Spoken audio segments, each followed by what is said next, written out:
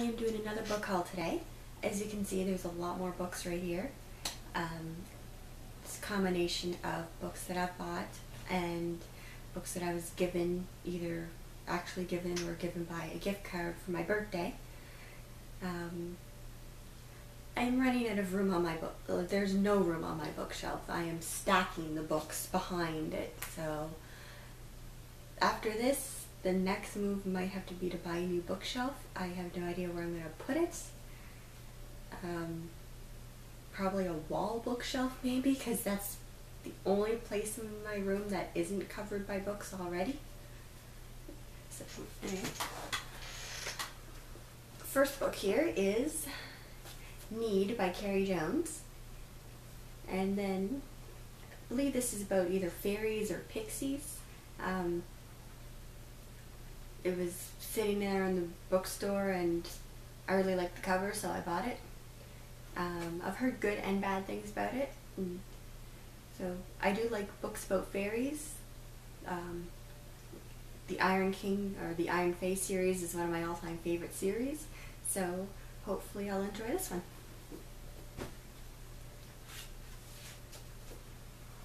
And then two books in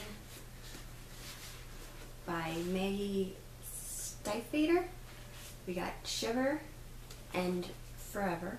I do have Linger as well.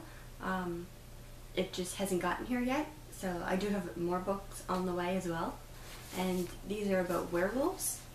The series is called The Wolves of Mercy Fall, and it is a different take on werewolves where instead of changing with the full moon, they change based on the temperature outside. And it is about this young girl named Grace, and she is obsessed with the werewolves, and a boy named Sam, who is a werewolf. So I've already read Shiver, and it was really good, so I'm excited to read the next two. And then Beautiful Chaos by Cami Garcia and Margaret Stoll, which is the third one in the Castor Chronicles series. The first one is Beautiful Creatures, and then Beautiful Darkness, I believe. Yep, Beautiful Darkness. I'm not exactly sure what the series is about. I haven't read it yet, but I've seen the preview for the movie that's coming out, and I really want to get to at least the first book in this series before the movie comes out.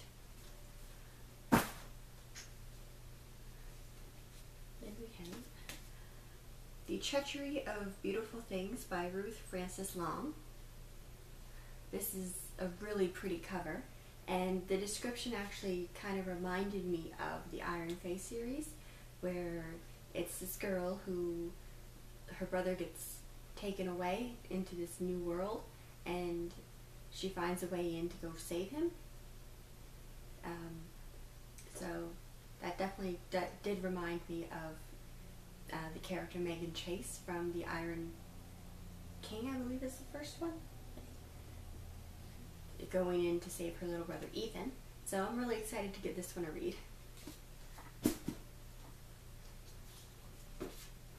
And then we have Something Like Normal by Trish Doller. And this is actually more of a contemporary read, which is something that is very different from my bookshelf. I do read contemporary books, but whenever it comes to buying in store, usually for some reason I just tend to go more towards the supernatural or the dystopian and things that aren't really from our time. But I've started buying a couple more contemporary lately. This book is about a soldier who returns home from war, and he's not really having a really good time. His family's falling apart. His brother stole his girlfriend whenever he was overseas. Something happened over there that he can't stop thinking about. He's got post-traumatic stress disorder, but he doesn't want to tell anybody because he doesn't want to be seen as weak and he wants to go back. So it sounds like a really interesting read, and I'm hoping to get to this one very shortly.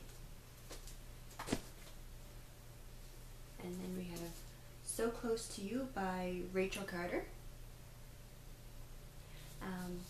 And this one is about time travel. And the main character's name is Lydia, and there's this thing called the Montauk Project. So she goes back in time. And that's pretty much all I know about the book, is that it's about time travel. And there is some romance thrown in, like is normal for a YA book. But it sounds quite interesting. And the cover's quite interesting too.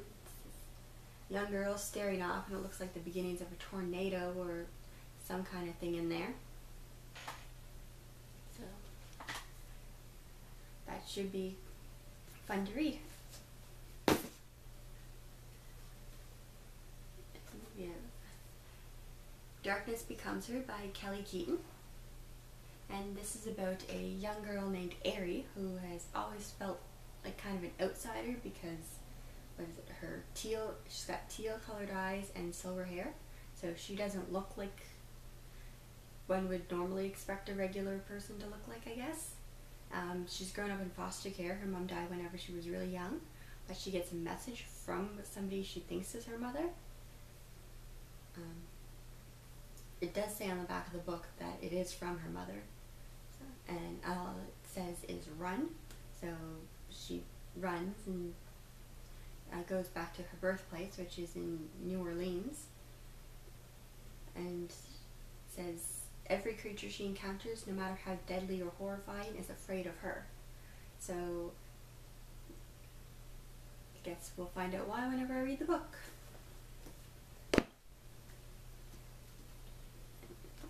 And Wildfire by Karsten Knight, and this is another book about Greek gods and goddesses. I've got a couple on the shelf behind me. I've got Starcrossed by Josephine Angelini and the Goddess Test series by Amy Carter.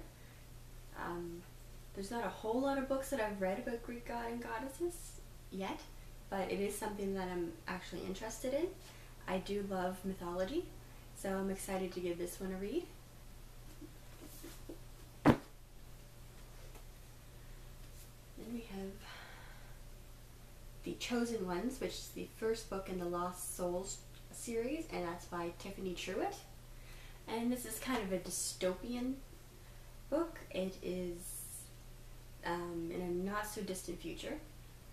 The government is faced with the extinction of humanity, and so they've created what they call the Chosen Ones, and they're artificial beings.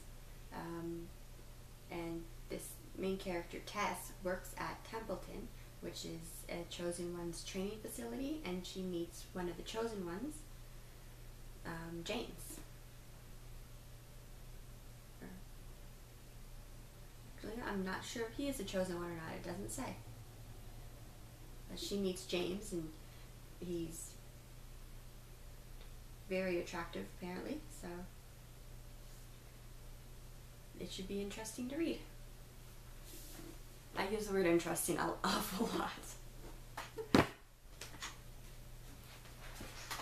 And then I got The Unbecoming of Mara Dyer, and that is by Michelle Hodgkin.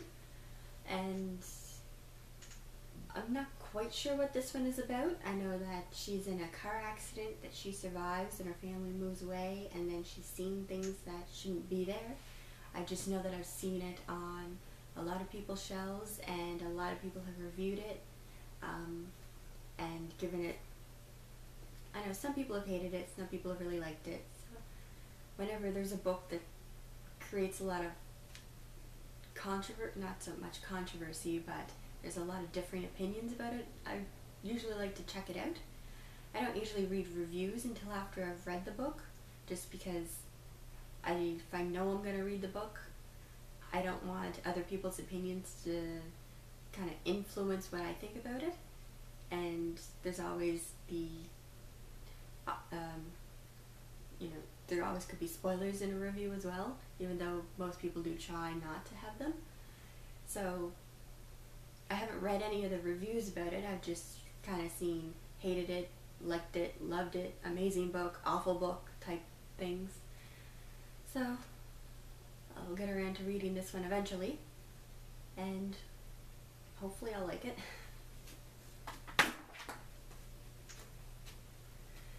And then I got The Warlock by Michael Scott, and this is the 5th in the series, The Secrets of the Immortal Nicholas Flamel.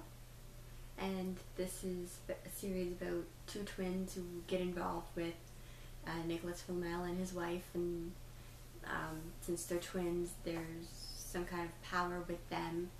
Twins seem to always be something special in the supernatural world.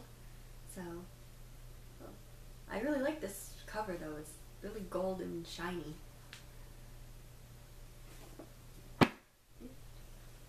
And then I got Trial by Fire by Jennifer Lynn Barnes, and this is a book about werewolves. It's actually the sequel to Raised by Wolves, which I don't have. That one is on order as well. And then I believe there's one more in the series, something about a storm. I can't remember the title of it now, but I have that one on order as well. So I have 3 werewolf books still coming. I've got The Linger, and then Raised by Wolves, and then the last one in this series. So I've got a lot of werewolf books to read. And then I have The Vincent Boys by Abby Glings. I've actually read this one already. I read it the day that it came, and I opened the package and I seen it and I started reading it. It is a contemporary book. It's about a girl who is caught between 2 boys, and the difference is that they're actually family. They're cousins. One is kind of the rich, perfect boy that everybody in the town loves, and one is what the town would call the trailer trash bad boy. And the main character in this, Ashton, is the preacher's daughter, so she is dating the perfect Sawyer, but she feels drawn to the bad boy Beau. And I absolutely loved this book. A review will be coming soon. And there is a sequel called The Vincent Brothers that I am going to have to buy now, because I wasn't sure if I was going to like this one or not, because it's very heavy on a love triangle, and I don't mind love triangles in my books whenever I'm reading them, because it's really hard to find books that don't have some kind of love triangle in them. But whenever the focus is so much on the love triangle, I do worry a little bit. But this one was, I loved it. I just didn't care that it was a love triangle at all. Just the chemistry between all the characters was great. So I'm definitely going to be checking out the sequel to this one. So those are all of the books that I've gotten recently. Next up will probably be a new bookshelf, and finding a place on where to put it.